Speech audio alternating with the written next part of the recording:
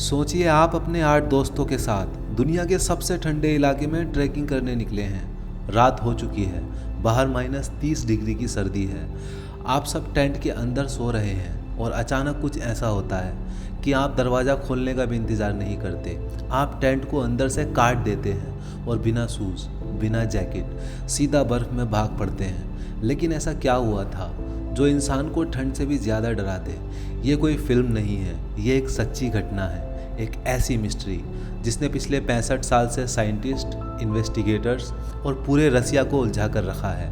ये है डेटलॉब पास इंसिडेंट। और यकीन मानिए, इस कहानी का हर अगला मिनट पिछले मिनट से ज़्यादा हैरान करेगा। जनवरी 1959 उस वक्त का रसिया, जिसे तब सोवियत यूनियन कहा जाता था, बर्फ़ की मोटी चादर से ढका हुआ था। इस दौरान ओरल माउंटेन के लिए एक ट्रिप प्लान की गई। ये कोई ऑर्डिनरी ग्रुप नहीं था। इस ग्रुप में थे इंजीनियरिंग स्टूडेंट्स, ग्रेजुएट्स और एक्सपीरियंस ट्रैकर्स। कुल मिलाकर 10 लोग। इन सब का लीडर था 23 साल का आइगोर डेटलॉब।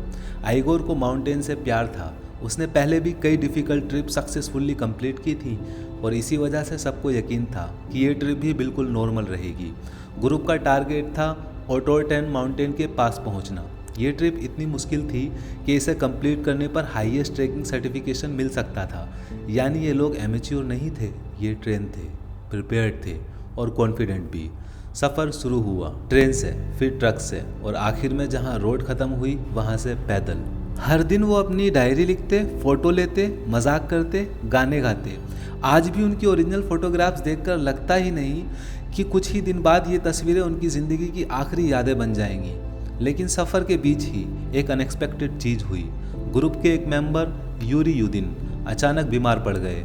उनकी कमर और जॉइंट्स में इतना दर्द था कि उनके लिए आगे चलना मुमकिन नहीं था। इसलिए उन्होंने ट्रिप छोड़ने का फैसला लिया। बाकी सब ने उनसे हाथ मिलाया, मुस्कुराकर अलविदा कहा और आगे बढ़ गए। उस वक्त किसी को बिल्कुल भी अंदाज़ा नहीं था कि यूरी यूदिन इस ग्रुप के अकेला इंसान होगा जो जिंदा घर लौटेगा। कभी कभी ज़िंदगी बचाने के लिए बहादुरी नहीं, सिर्फ एक गलत वक्त पर लिया गया सही फैसला ही काफ़ी होता है। और अब उनका सफ़र उस मोड़ की तरफ बढ़ रहा था जहाँ से हिस्ट्री की सबसे बड़ी मिस्ट्री में से एक जन्म लेने वाली थी। 31 जनवरी 1959। कई दिनों की ट्रैकिंग के बाद ग्रुप एक ऐसी जगह पहुंच चुका था जहां से असली चैलेंज शुरू होना था। चारों तरफ सिर्फ बर्फ, ना कोई गांव, ना कोई रोड, ना कोई मदद, सिर्फ सफ़ेद पहाड़ और तेज चलती ठंडी हवा। उसी दिन उन्होंने अपना कुछ एक्स्ट्रा सामान एक टेम्परेरी स्टोरेज में छुपा दिया। प्लान सिंपल था, पहले ओटोर्टेन माउंटेन तक जाना, फिर वापस आते वक्त ये सामान ले लेना। ये डिसीजन बताता है कि ग्रुप कितना एक्सपीरियंस था। हर चीज़ प्लान के हिसाब से चल रही थी। अगली सुबह 1 फरवरी, सब ने ब्रेकफास्ट किया, अपना बैकपैक उठाया और सफ़र दोबारा शुरू कर दिया। मौसम धीरे धीरे ख़राब होने लगा, बर्फ़ और तेज़ गिरने लगी। हवा इतनी तेज़ थी कि कुछ ही देर में उन्हें रास्ते का अंदाज़ा लगाना मुश्किल हो गया। इसी वजह से वो अपने सोचे हुए रास्ते से थोड़ा भटक गए। अब उनके सामने 2 ऑप्शंस थे, या तो नीचे जंगल की तरफ उतरकर रात गुजारते या जिस पहाड़ी ढलान पर वो थे वहीं टेंट लगा देते। उन्होंने दूसरा ऑप्शन चुना। शायद उन्हें लगा होगा कि सुबह मौसम साफ होते ही वो दोबारा सही रोड पकड़ लेंगे। शाम ढल चुकी थी, टेम्परेचर लगातार गिर रहा था। उन्होंने बर्फ़ काटकर टेंट के लिए एक सीधी जगह बनाई, टेंट लगाया, अपना सामान अंदर रखा और रात बिताने की तैयारी कर ली। उस वक्त किसी को ज़रा सा भी एहसास नहीं था कि ये टेंट कुछ घंटों बाद दुनिया का सबसे मशहूर टेंट बन जाएगा। आज भी इन्वेस्टिगेटर्स इस बात पर हैरान होते हैं कि ग्रुप ने उस जगह टेंट लगाया ही क्यों, क्योंकि वो पहाड़ की खुली ढलान थी, ना आसपास पेड़, ना हवा से बचने की जगह। लेकिन उस वक्त ये बस एक और नॉर्मल डिसीजन लग रहा था। रात बढ़ती गई, हवा और तेज होती गई और धीरे धीरे पूरा पहाड़ अंधेरे में डूब गया। उस रात उन 9 लोगों ने अपनी डायरी में कोई आखिरी लाइन नहीं लिखी, कोई आखिरी फ़ोटो नहीं खींची, कोई मैसेज नहीं भेजा। उसके बाद क्या हुआ ये सिर्फ वही 9 लोग जानते थे और वो कभी किसी को बता नहीं सके। लेकिन उन्होंने अपने पीछे कुछ ऐसे सबूत छोड़े जिन्होंने बाद में इन्वेस्टिगेटर टीम का दिमाग हिलाकर रख दिया, जैसे कि टेंट अंदर से क्यों काटा गया था। 2, 3, 4 फरवरी दिन बीतते गए, लेकिन आइगोर डेटलॉब और उसका ग्रुप वापस नहीं लौटा। शुरू में किसी को ज़्यादा चिंता नहीं हुई। उस ज़माने में माउंटेन ट्रिप में कुछ दिन की देरी आम बात मानी जाती थी, लेकिन जब कई दिन और गुजर गए तो फैमिलीज़ ने अथॉरिटीज़ से रिक्वेस्ट की कि सर्च ऑपरेशन शुरू किया जाए। यूनिवर्सिटी के स्टूडेंट्स, वॉलंटियर ट्रैकर्स, पुलिस और बाद में मिलिट्री भी सर्च मिशन में शामिल हो गई। हर तरफ सिर्फ एक ही नाम गूंज रहा था, आइगोर डेडलॉफ। फिर 26 फरवरी 1959 एक वॉलंटियर की नज़र बर्फ़ में आधे दबे हुए एक टेंट पर पड़ी।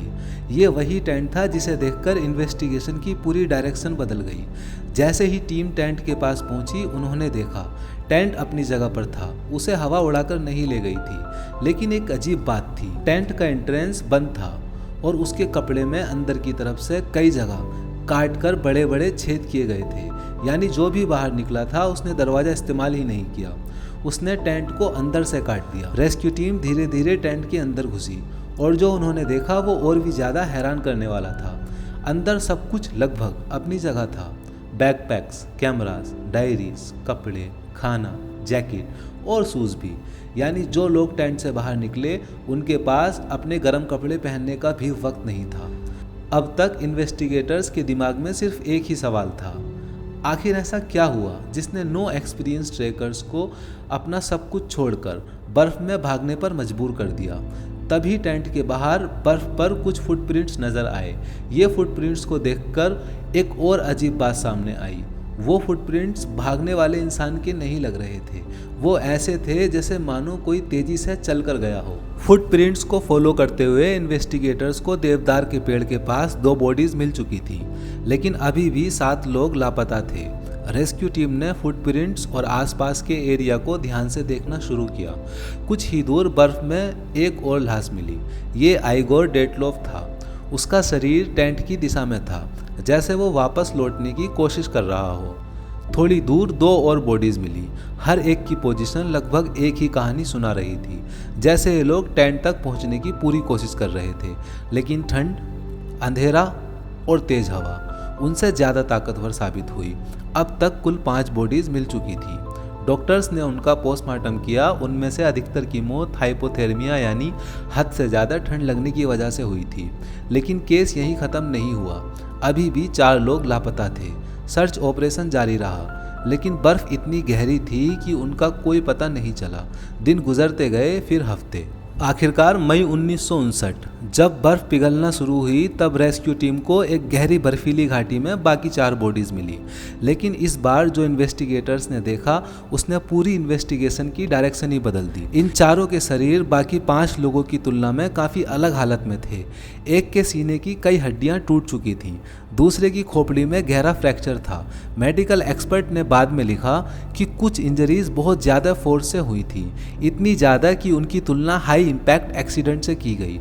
लेकिन सबसे हैरानी की बात ये थी कि उनके शरीर के बाहर वैसे बड़े घाव नहीं थे जैसे इतनी भयानक इंजरीज में आमतौर पर देखे जाते हैं। और फिर एक और बात सामने आई, ग्रुप की एक मेंबर ल्यूडमिला डुबिनिना की जुबान मौजूद नहीं थी। उस समय ये बात सुनकर लोग और भी डर गए। क्या किसी ने उन पर हमला किया था? क्या कोई जंगली जानवर था या कुछ और? लेकिन इन्वेस्टिगेशन में ऐसा कोई सबूत नहीं मिला कि वहाँ किसी दूसरे इंसान के होने के कोई संकेत हों। न लड़ाई के निशान, न गोली, न चाकू, न किसी जानवर के अटैक का क्लियर एविडेंस। सिर्फ 9 लोग, एक टेंट, बर्फ से ढका हुआ पहाड़ और ऐसे सवाल जिनका जवाब उस वक्त किसी के पास नहीं था। दुनिया भर के अखबारों ने इस केस को हेडलाइन बना दिया। लोग अपनी अपनी थ्योरीज देने लगे।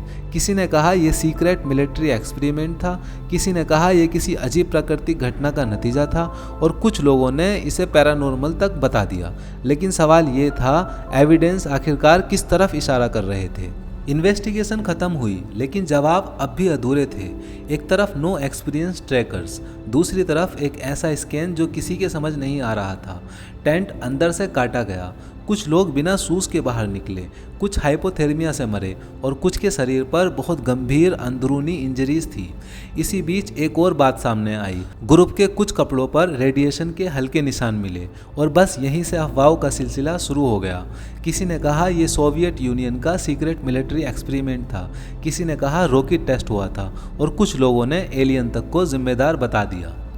लेकिन सच ये है कि इनमें से किसी भी थ्योरी के सपोर्ट में कोई मजबूत सबूत कभी नहीं मिला। कई सालों तक ये केस एक मिस्ट्री ही बना रहा। फिर 10 को बाद साइंटिस्ट ने इस केस को दोबारा स्टडी किया। माउंटेन एक्सपर्ट्स, स्नो एक्सपर्ट्स और कंप्यूटर सिमुलेशन की मदद ली गई। 2020 में रशियन अथॉरिटीज़ ने दोबारा इन्वेस्टिगेशन के बाद कहा कि सबसे मुमकिन वजह एक खास तरह का स्नो स्लैब एवेलेंच थी। ये आम एवेलेंच जैसी नहीं होती। कभी कभी बर्फ़ की ऊपर वाली सख्त परत धीरे धीरे प्रेशर बनाती रहती है और फिर अचानक टूट जाती है। अगर ऐसा टेंट के पास हुआ हो तो अंदर सो रहे लोगों को ये लग सकता था कि पूरा पहाड़ उनके ऊपर टूटने वाला है और शायद इसी घबराहट में उन्होंने टेंट को अंदर से काटा, जल्दी से बाहर निकले और नीचे जंगल की तरफ भागने लगे। लेकिन अंधेरा, तूफ़ानी हवा, -30 डिग्री का टेम्परेचर और कुछ ही मिनट में उन्होंने अपनी डायरेक्शन खो दी। 2 लोग देवदार ट्री के पास रुक गए और आग जलाने की कोशिश की। 3 लोग टेंट की तरफ वापस आने लगे लेकिन रास्ते में ही गिर गए। बाकी 4 एक बर्फीली घाटी में पहुंच गए जहां उन्हें बहुत ज़्यादा फोर्स वाली इंजरीज हुई। आज भी साइंटिस्ट इस बात पर रिसर्च करते रहते हैं कि उन इंजरीज का एग्जैक्ट मैकेनिज्म क्या था, लेकिन ज़्यादातर एक्सपर्ट्स मानते हैं कि ये इंजरीज गहरी घाटी में लुढ़कते हुए गिरने की वजह से हुई होंगी। और ल्यूडमिला डुबिनिना की टॉन्ग के बारे में फॉरेंसिक एक्सपर्ट का मानना है कि बॉडी के लंबे समय तक बर्फ़ और पानी में रहने से नेचुरल डिकम्पोजिशन और स्कैवेंजिंग की वजह से सॉफ्ट टिश्यूज़ ख़त्म हो सकते हैं।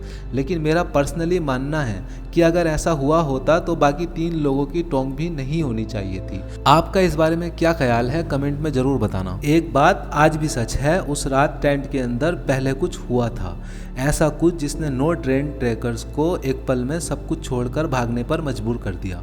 और उस पल को न किसी कैमरा ने रिकॉर्ड किया, न किसी डायरी ने लिखा, न कोई गवाह था। इसलिए डेटलॉ पास इंसिडेंट आज भी दुनिया का सबसे मशहूर अनसॉल्व्ड मिस्ट्री में से एक माना जाता है।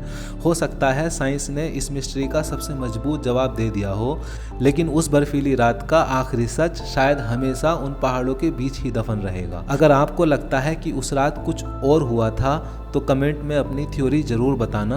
और अगर आप ऐसी ही 100% सच्ची लेकिन हैरान कर देने वाली कहानियाँ सुनना चाहते हैं तो सुनते रहो बस को सब्सक्राइब करना मत भूलिए, क्योंकि अगली कहानी इससे भी ज़्यादा अजीब होने वाली है। सुनते रहो बस आपको दिल से धन्यवाद देना चाहता है। Thank you.